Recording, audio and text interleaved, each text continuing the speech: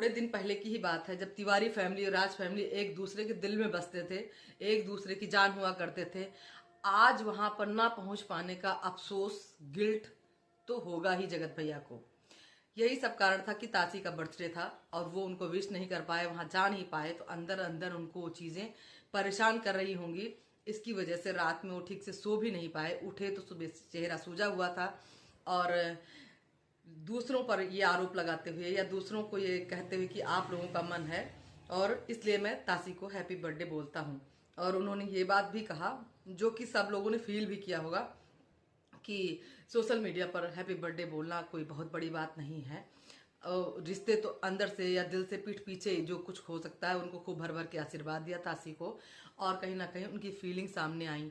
और जैसा कि हम लोग पहले से ही कहते हैं और अंकुश ने तो इस बात पर मुहर भी लगाई थी कि जगत भैया के आगे, मतलब जिस स्थान पर हमारी जगत दीदी थी, जगत भैया के दिल में, उस स्थान को कोई नहीं भर सकता। तो वो कभी न कभी कहीं ना कहीं दिख ही जाता है। आप लोग ध्यान से देखिएगा।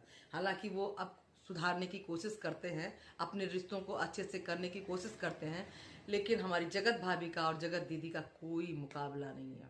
बिल्कुल अलग अलग है, दोनों विपरीत। और जब देखो तब हमारी जगत भाभी का तो मुंह ही उतरा रहता है, क्योंकि शायद उनके साथ उस तरीके से चीजें नहीं हो रही हैं।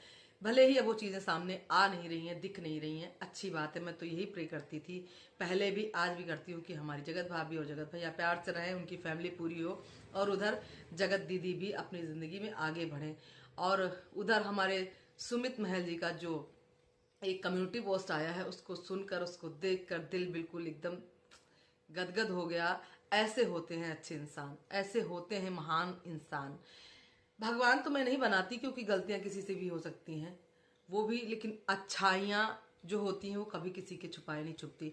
उस बंदे ने आज तक एक भी शब्द किसी के खिलाफ कुछ भी नहीं बोला।